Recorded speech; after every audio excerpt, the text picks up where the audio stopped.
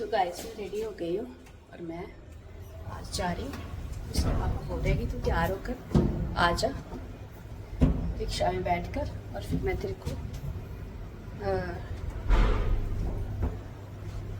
कि तू रिक्शा में बैठकर आ जा और मैं तेरे को ले लेता हूँ वहाँ से।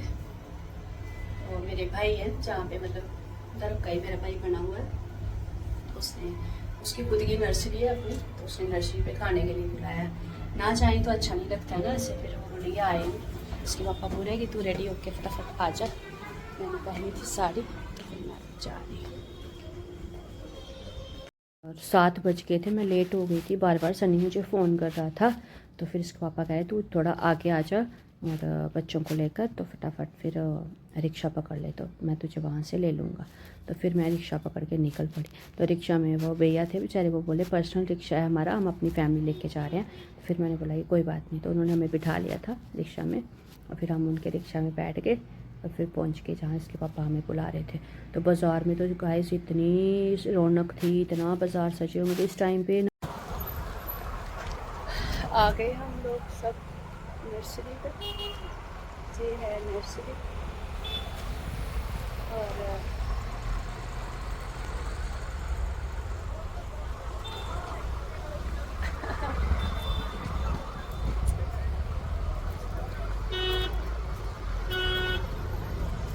बंदा सोच रहा चलिए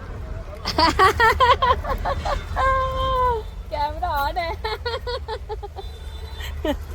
दिख नहीं रहा है अंधेरे में, लाइट में दिखाती हूँ सबको। देखो देखो गाइस मेरा भाई कितना काम कर रहा है बेचारा है। पूरी भी लाल हो गई है, पूरी लाल हो गई। दीदी नमस्ते। नमस्ते, और सुनाओ। नमस्ते। ना अच्छी बात है ना, देखो आप नहीं, ये बात है कि इतना दूर घर से रहने के बाद भी तुम लोग अपना मतलब श्राद्ध कर रहे हो, वो बड़ी बात है। घर पे तो सुबह से चालू हुई। नहीं, घर पे तो सब कर ही रहे होंगे, लेकिन तुम लोग ये सोचो कि इतनी मेहनत कर रहे हो, बाहर आए हो घर से, फिर भी जहाँ बैठ के भी श्राद्ध बना रहे हो, तो वो ही सबसे बड़ी बात है। बाहर कर दो हैं हमारा भाई। और गाइस मुझे कुछ काम नहीं करने दे रहा है, वो कह रहा है कि भाई अगर आप काम करोगी तो दीदी सारा निष्फल हो जाएगा। तो देख लो, मुझे तो यही लग रहा है कि देखो मतलब खुद तो है नहीं चूल्ही जहाँ पे, फिर भी वो तो घर पे कर रही है श्राद्ध। उसने तो घर पे कर लिया था, पर इसको भी करना है, हर साल करता है और मैं हर साल आती हूँ। देख लो खाना बना रहा है, जहाँ लेडीज श्राद्ध नहीं करती हैं, और ये तो जेंट्स होके बेचारा श्राद्ध की इतनी सारी पूड़ियाँ कितने सारे लोगों को बुला रखा है। और हम तो आ गए हैं, पहले ही आ गए हम, जब लेट आए सन्नी हम हैं।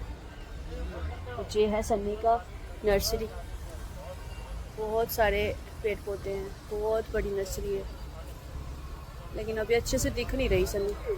हमने अंधेरा कर दिया, अंधेरे में आए ना हम, ताकि ये नहीं होता गाइस कि मतलब किसी के साथ हमारा खून का ही रिश्ता हो। जहाँ मैं सनी यूपी से है, मैं जम्मू से हूँ, फिर भी मुझे अपनी बहन से भी ज़्यादा मतलब सगे भाई से भी ज़्यादा मेरे को प्यार करता है और मेरे को मानता है।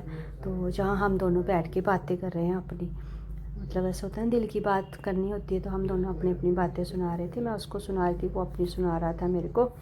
और इसके पापा तो ये नहीं बोले, दोनों भाई बहन जो बातें करनी है भाई करो।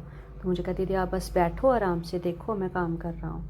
तो मतलब इतना मान सम्मान दिया, मतलब देना बहुत बड़ी बात है। फिर बोलते दीदी आप देखो ना मैंने क्या क्या खाने पे क्या क्या बनाया है। तो मतलब खीर, फिर वो गुलाब जामुन, और क्या नाम है उसका, आलू और गोभी की सब्ज़ी बना रखी थी, चावल बना रखे थे, फिर मटर पनीर की सब्ज़ी बनाई थी, पूड़ी और बेसन की पूड़ी अलग से बना रखी थी, दूसरी सिंपल पूड़ी अलग से। मतलब इतना अच्छे से खाना बना रखा। उसको पता है कि दीदी मतलब कम खाना खाती है रात को, फिर भी मैंने सोचा कि नहीं, कोई इतने मान से सम्मान से बुलाता है तो ज़रूर जाना है। जहाँ पे सबको मतलब पहले लड़कियों को बिठाया, सबको अच्छे से खाना खिलाया, मतलब दक्षिणा दी, सबके पैर छुए। जहाँ तक कि मतलब जो हम जिसमें हम प्लेट में डिश में हम खाना खा रहे थे, वो डिश भी नहीं उठाने दी।